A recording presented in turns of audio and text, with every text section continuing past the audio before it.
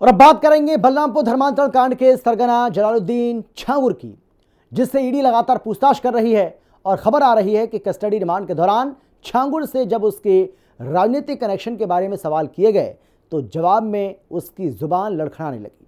माना जा रहा है कि छांगुर के अकूत साम्राज्य के पीछे कुछ बड़े नेताओं का भी हाथ हो सकता है। ईडी को छांगुर कई बेहद अहम सवालों के जवाब चाहिए, यानी कि ईडी उससे कई बेहद अहम सवालों के जवाब चाहती है, लेकिन ईडी के हर जरूरी सवाल का जवाब देते वक्त छांगुर के पसीने छूट रहे हैं। पसीने से वो तरबतर है, हर सवाल पर उसकी जुबान लड़खड़ा रही है। और इसी बीच वाराणसी से कादरी नाम का मौलाना भी धर्मांतरण के आरोप में गिरफ्तार किया गया है। देखिए हिंदी खबर की ये स्पेशल रिपोर्ट।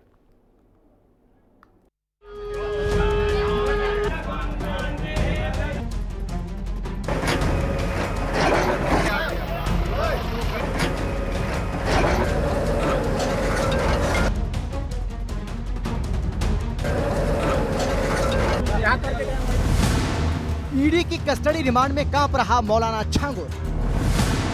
ईडी के सवालों से सहम गया है अवैध धर्मांतरण का सरगना। यूरोप से अमेरिका तक छांगुर का अधर्म लोक। धर्मांतरण सिंडिकेट का सरगना जलालुद्दीन छांगुर भले ही अब कानून की गिरफ्त में आ चुका है, लेकिन उसकी साजिशों का दंश झेल रहे परिवार आज भी दर दर भटक रहे हैं। छांगुर पर शिकंजा कसने के बाद देश भर से पीड़ित सामने आ रहे हैं। उत्तर प्रदेश के गोंडा से लेकर मुंबई और कर्नाटक तक हर जगह छांगुर और उसके सिंडिकेट की करतूतें लगातार सामने आ रही हैं। और अब ईडी छांगुर के इन्हीं गुनाहों का पर्दाफाश करने में जुटी है। बलरामपुर में अधर्म लोग चलाने वाला छांगुर ईडी के सवालों से थर-थर कांप रहा है। माना जा रहा है कि ईडी को छांगुर से कई बेहद अहम सवालों के जवाब चाहिए, लेकिन ईडी के हर जरूरी सवाल का जवाब देते वक्त छांगुर का पसीना छूट रहा है। वो बेहद घबराया हुआ है, हर सवाल पर उसकी जुबान लड़खड़ा रही है। ईडी पता लगाना चाहती है कि छांगुर के बैंक अकाउंट में 60 करोड़ रुपए का हिसाब किताब क्या है।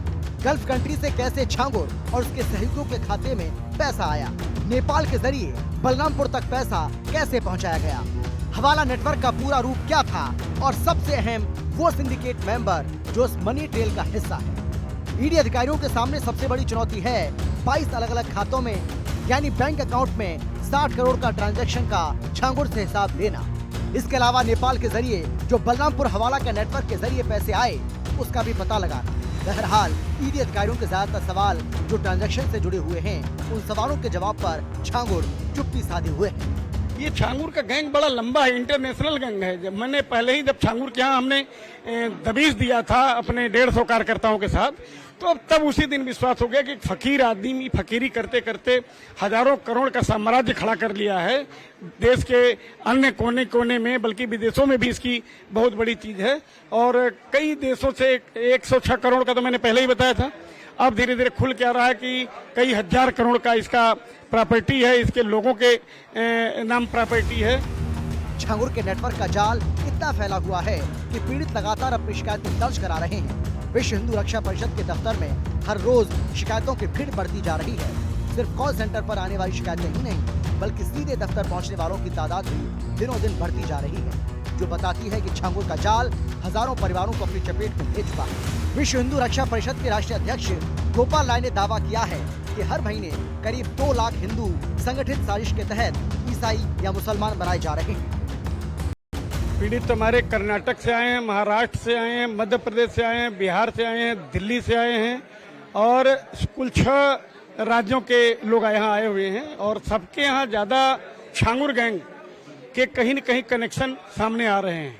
तो ये कई लोगों की लड़कियां गायब हैं और कोई धर्मांतरण करके जबरन अपने पास रखा हुआ है, और कुछ ऐसे लोग हैं जो उनकी बेटी तो गई ही, साथ में ऐसा उनका मतांतरण कर दिए हैं कि अपने माँ बाप को गाली दे रहे हैं कि तुम सब लोग धर्मांतरण करा लो।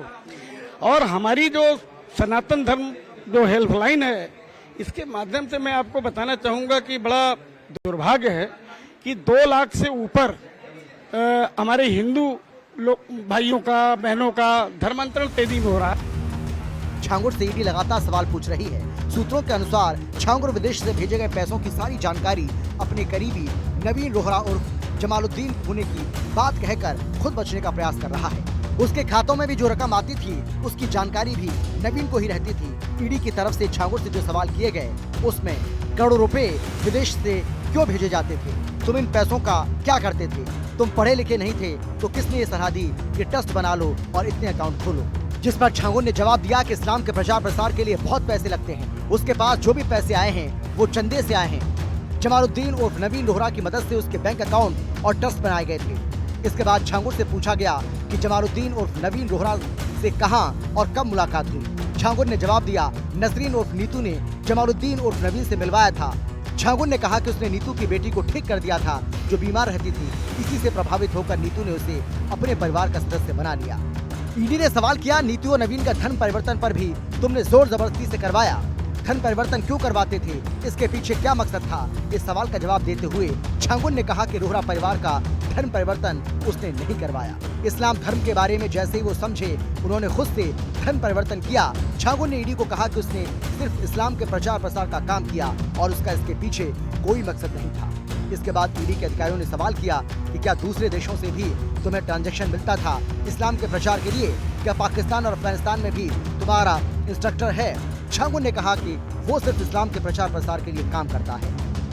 किस तरीके से जो है आपकी बेटी का धर्म परिवर्तन कराया गया, क्या कुछ जो है छांगुर से जुड़ा निकल के सामने आ रहा है? बिल्कुल बिल्कुल लगता है कि ये उसी का आदमी है।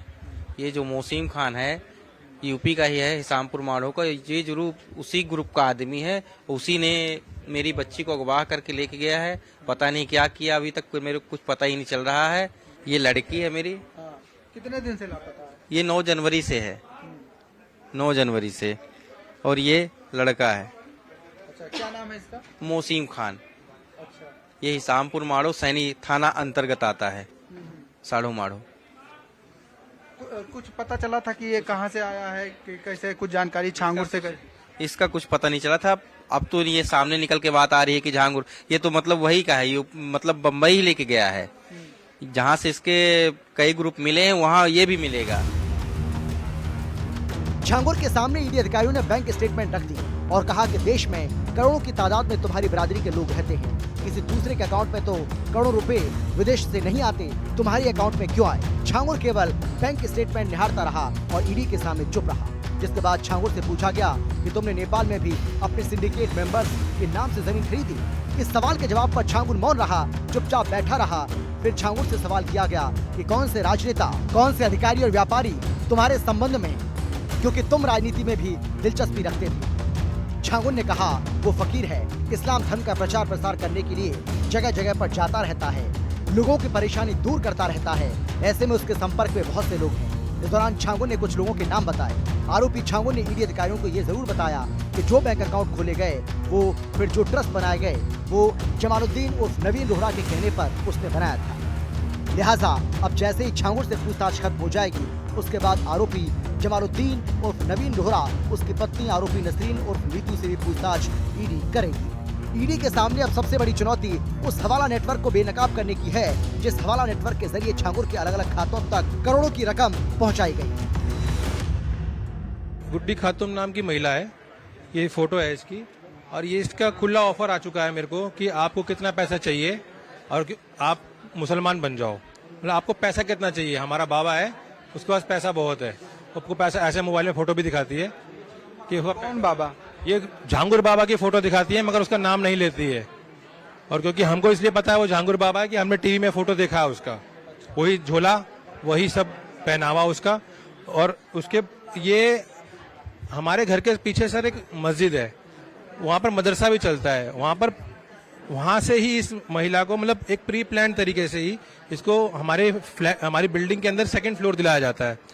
और उसके बाद हमारी बिल्डिंग में ही कोई भी मुसलमान नहीं था, अभी हमारी बिल्डिंग में सभी मुसलमान हो गए हैं। एक तरफ मौलाना छांगुर के धर्मांतर जाल पर लगातार प्रहार किया जा रहा है तो दूसरी ओर धर्मांतरण के मोहरों को भी पकड़ा जा रहा है। और इसी कड़ी में वाराणसी से नईम कादरी को गिरफ्तार किया गया जो दवा खाने की आड़ में मतांतरण का गोरख धंधा कर रहा था।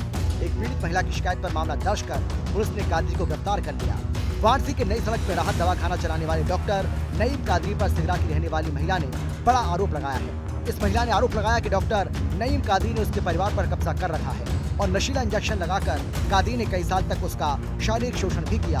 अब उसकी गंदी नजर उसकी बेटी पर थी। ये हमारे घर पे जाते आते थे दुलईपुर में, बाबा बने थे, हम लोगों के पीर बन चुके थे। वो हम लोगों के घर आना जाना चालू किए। हमसे बोले कि यहाँ हमारे पूजा का गद्दी बना दो, हम यहाँ पूजा पाठ किया करेंगे। हम लोगों ने मना कर दिया। तो उसके बाद ये हमारे घर आना जाना चालू किए, मेरे पति के रहने में। फिर मेरे पति के ना रहने में भी आते जाते थे। मेरे पति को बुरा लगता था और उस समय भी ये हमें दवाइयाँ देते थे। मेरी हालत ख़राब रहती थी तो मुझे सुई दवाई देते थे और कुछ खिलाते पिलाते थे, जिससे हम होश में नहीं रहते थे, नशे की हालत में रहते थे, हमेशा नींद में रहते थे। और पता चला कि ये सब मेरे साथ गलत कर रहे हैं। जब होश आता था तब पता चलता था।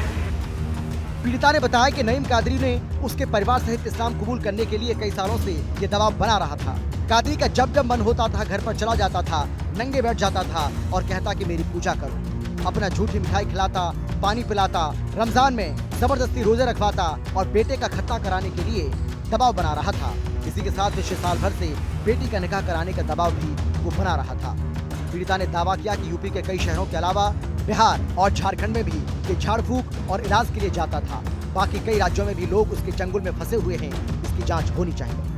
थाना साहब के लेके वहाँ से जब दुलईपुर में मैटर उठा तो वहाँ से बाहर इनके आने जाने से बाहर में गांव में बहुत तरीके की बात उठी कि ये औरत सही नहीं है। कुछ लड़के बाहर के बैठने लगे, बाहर के लड़के बदतमीजी करने लगे। हमने अपने भाइयों से कहा कि ऐसी ऐसी बात है। मेरे भाई और डॉक्टर नईम कादरी आए थे वहाँ पर, तो डॉक्टर नईम कादरी को भी खड़ा करके गाली गलौज हुआ था वहाँ पर। उसके बाद उन तीनों लड़कों को हम लोगों ने भेज दिया थाने में और डॉक्टर नईम कादरी और हम सभी लोग वापस चले आए। उसके बाद से फिर ये हम लोगों के साथ आना जाना रखने लगे।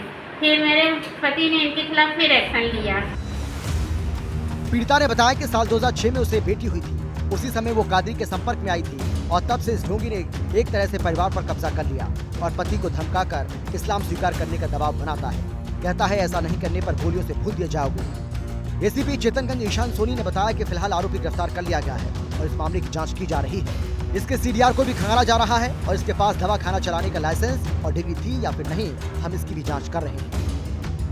आरोप लगाया गया है कि एक नईम कादरी नाम से एक व्यक्ति हैं जो एक दवा खाना चलाते हैं। इनके द्वारा एक पीड़िता की बेटी जो है उनके साथ में निकाह करने का जो है नाजायज दबाव बनाया जा रहा था। हमें उन्होंने आरोप लगाया है कि उनके साथ मारपीट भी की जा रही थी और जान से मारने की धमकी भी दी जा रही थी और इनका धर्म परिवर्तन कराने का भी जो है दबाव बनाया जा रहा था। इसी के क्रम में थाना सिकरा पर मुकदमा पंजीकृत किया गया है। इसमें अभियुक्त को गिरफ्तार करके अग्निविधिक कार्रवाई की जा रही है कि जो अन्य लिंकेजेस जो हैं इनका सीडीआर निकाला जाएगा, इनका जो इंटरनेट हिस्ट्री आईपीडीआर निकाला जाएगा। जब से मौलाना छांगुर के धर्मांतरण जाल का पर्दाफाश हुआ है उसके बाद से यूपी में कई ऐसे धर्मांतरण कराने वालों को पकड़ा गया, जिसमें फिलहाल छांगुर और आगरा के धर्मांतर नेक्सस को खंगालने में पुलिस जुटी हुई है, जिसके तार देश विदेश तक फैले हुए हैं और योगी राज में एक भी छांगुर अब बच नहीं पाएगा। हिंदी खबर की स्पेशल रिपोर्ट।